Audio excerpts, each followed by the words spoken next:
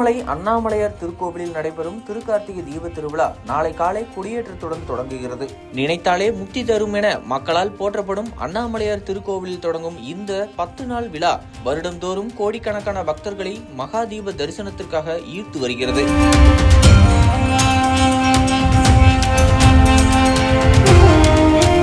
திருவிழாவின் நிறைவு நாளான டிசம்பர் 1ஆம் தேதி அதிகாலை கருவறை முன்பு பரணி தீபம் ஏற்றப்படும்.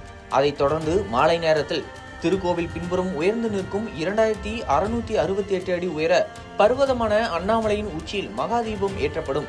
இந்த காட்சி ஆண்டுதோறும் தமிழகம் முழுவதையும் ஆன்மீக ததும்பலுடன் ஈர்க்கும் திருவிழாவின் உச்ச நிலையாகும். 10 நாட்கள் நடைபெறும் தீப திருவிழா காலத்தில் பஞ்சமூர்த்திகள் காலை மற்றும் இரவு நேரங்களில் மாட வீதிகளில் பல்வேறு வாகனங்களில் வலம் வந்து பக்தர்களுக்கு காட்சியளிப்பர்.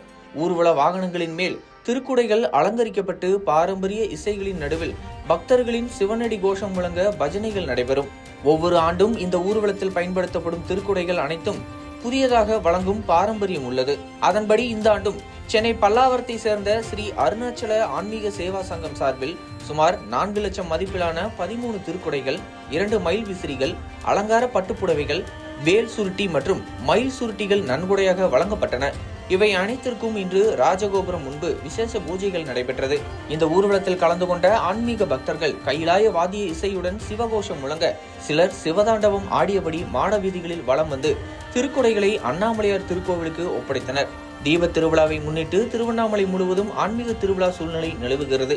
அண்ணாமலையாரை தரிசனம் செய்த பெரும்பாலான பக்தர்கள் கோவில் பின்புறம் உள்ள திருவண்ணாமலை மலையை சிவனின் சக்தி என கருதி 14 கிலோமீட்டர் கொண்ட கிரிவல பாதையில் கிரிவலம் மேற்கொண்டு வருகின்றனர். தீப திருவிழா நாட்களில் கிரிவலம் செய்யும் பக்தர்களின் எண்ணிக்கை பல மடங்கு உயர்ந்துள்ளதாக அதிகாரிகள் தெரிவிக்கின்றனர். இந்த நிலையில் தீப திருவிழாவை முன்னிட்டு கோவிலுக்குள் மற்றும் கோவில் வளாகத்திற்குள் வரும் அனைவரும் கடுமையான சோதனைகளுக்கு உட்படுத்தப்பட்ட பின்பே அனுமதிக்கப்படுகின்றனர்.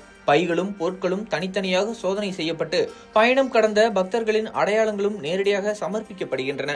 பாதுகாப்பு நடவடிக்கையாக கூடுதல் தடுப்புகள் அமைக்கப்பட்டுள்ளது. மேலும் கோவில் உட்பிரகாரம், வெளிப்பிரகாரம், மாடவீதி மற்றும் மக்கள் அதிகமாக கூடும் முக்கிய பகுதிகளில் நாசவேலை தடுப்பு பிரிவு போலீசார், பாம்ப் ஸ்குவாட் மற்றும் மோப்பனாய் உதவியுடன் இணைந்து தீவிர சோதனைகள் மேற்கொள்கின்றனர். அண்ணாமலையார், உண்ணாமலையம்மன் அமர்ந்து வரக்கூடிய மகாரதம், தேர்ப்பாதை மற்றும் யாகசாலை பகுதிகளிலும் 5 பேர் கொண்ட சிறப்பு குழுக்கள் கண்காணிப்பு பணியில் ஈடுபட்டுள்ளன.